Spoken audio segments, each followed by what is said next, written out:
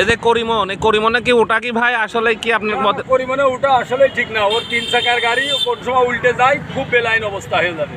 তখন মানুষের কোনো জীবনের কোনো নিরাপত্তাই নেই করিমনে উঠলে।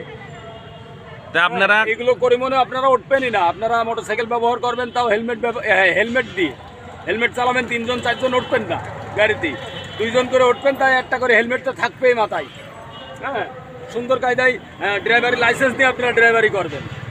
হ্যাঁ, যাতে রাস্তায় কোনো যাতে রাস্তায় কোনো দুর্ঘটনা হলেও আপনার মাথাটা বেঁচে যায়। মাথাটা বেঁচে গেলে তো আপনি মরবেন না আল্লাহ পাকের রহমতে। হ্যাঁ, এটা সাবধানে চলাফেরা করবেন। রাস্তায় রোডে বহুত গাড়ি, আপনারা দেখে শুনে পার হবেন। হ্যাঁ, ছেলেপিলে রাস্তাঘাটে দেখে শুনে নিয়ে আসবেন বা যাতায়াত পার করবেন, এগুলো ভালো কায়দায় নিয়ে যাবেন। স্কুল প্রতিষ্ঠান, হ্যাঁ, স্কুল প্রতিষ্ঠানে গাড়িগুলো আস্তে আস্তে চালাবেন। ড্রাইভার সাহেবকেও বলা হচ্ছে আপনারা রাস্তায় ঘাটে যখন দেখবেন যে ছেলেপিলে আছে, একটু ব্রেক করে যাবেন। হ্যাঁ, ওই জায়গাতে একটু সাবধানে যাবেন। আপনারা ছেলেপিলে দেশের সম্পদ, এরা দেশের নাগরিক, এরা কোনো সময়ের জন্য এদের অ্যাক্সিডেন্ট করা যাবে না। না না না না না ঠিক। আসলে আমাদের মিরাজ ভাই খুব সতর্কমূলক একটা প্রশ্ন, মানে কি বলবো, উদাহরণ দিল। সবাই আমরা মেনে চলি। ড্রাইভার ভাইদের আমি বলতে চাই, আপনারা সবাই যারা গাড়ি ড্রাইভিং করবেন তারা সতর্কতার সহিত গাড়ি ড্রাইভিং করবেন।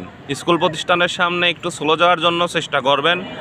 আসলে স্কুল প্রতিষ্ঠান বাংলাদেশে সব জায়গায় আছে, আপনারা একটু দেখে শুনে দেখেন। আমাদের দেখেন এখানে মা চাচিরা আমাদের স্কুলের সন্তানগুলো নিয়ে আসতেছে, অটো চলে যাচ্ছে। হ্যাঁ, তাহলে এই যে বাচ্চাগুলো যদি কোনো আপনারা একটু দেখে শুনে যদি যান, তাহলে বাচ্চাগুলো সেফে পার হতে পারবে।